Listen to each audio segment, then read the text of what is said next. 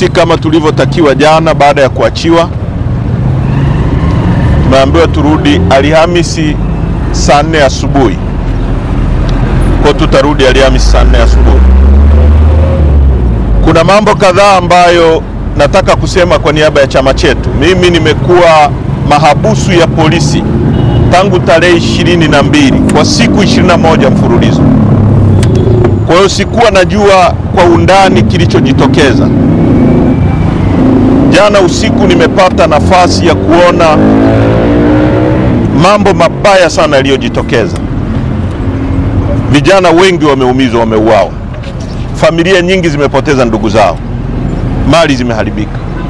Kwa niaba ya chama chetu nataka kutoa pole kubwa sana kwa Watanzania wote waliopoteza ndugu zao, waliopoteza mali, hasa waliopoteza ndugu zao. Tumefikishwa hapo kwa sababu ya kiburi cha serikali.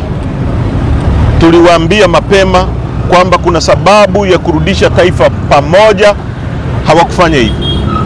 Wamefikisha taifa letu kwenye hali mbaya na ngumu. Kwa hiyo kwa niaba ya chama chetu tunatoa pole. La pili, kama tulivyokamatwa ndivyo tulivyoachiwa. Hakuna mazungumzo yoyote tuliyofanya na mtu yoyote. Nataka hili liwe very clear kwenye public, kwa sababu watu wasilete propaganda kwamba tumeachiwa kwa makubaliano fulani. Hatuna makubaliano tulioachiwa nayo. Bado sisi ni watu tunaamini ni innocent, na tunataka watu wengine wote wanaoshikiliwa kinyume cha utaratibu waachiwe, waende kwenye familia zao. Tunataka watu wote walioachiwa, waliokamatwa, wanaobambikiwa kesi iachwe mara moja. Jambo la tatu, nchi hii ilipata uhuru mwaka 61. Hatutakubali kuwa koloni la mtu tena. Hatutakubali kuwa koloni la Samia wala la Chama cha Mapinduzi. Hilo jambo haliwezekani kwenye nchi hii.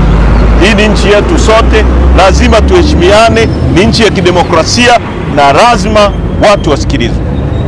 Jambo la 4, chama chetu kwa haraka sana naagiza vikao vya secretariat vipitie kwa undani na tuitishe kamati kuu, na kamati kuu ya chama chetu itatoa mwelekeo wa nini chama chetu kinazungumza na ni hatua gani tutachukua kwa kwenda mbele huko. Kwa haraka sana vikao vya kamati kuu na secretariat vitaanza, lakini kwa wale ambao ndugu zao wameumia, ndugu zao wamepoteza na taarifa hazipo, waendelee kuwasiliana na mamlaka za chama. Naibu katibu mkuu atatoa utaratibu ya namna ya kufikisha hizo message. Lakini tunaitaka pia serikali iruhusu watu wachukue ndugu zao, wapate familia ya ndugu zao, wawazike kiafrika kama tunavyojua, kitamaduni, kiafrika, kidini kama tunavyojua. Wasiendeleze maumivu kwa familia ambazo zimepoteza ndugu zao. Kwa sasa tunawashukuru sana na Mungu awabariki. Hiyo ndio ilikuwa message yetu asubuhi. Naendelea vizuri. Tunamshukuru Mungu. Mengine tutazungumza kwa wakati mwafaka. Asante.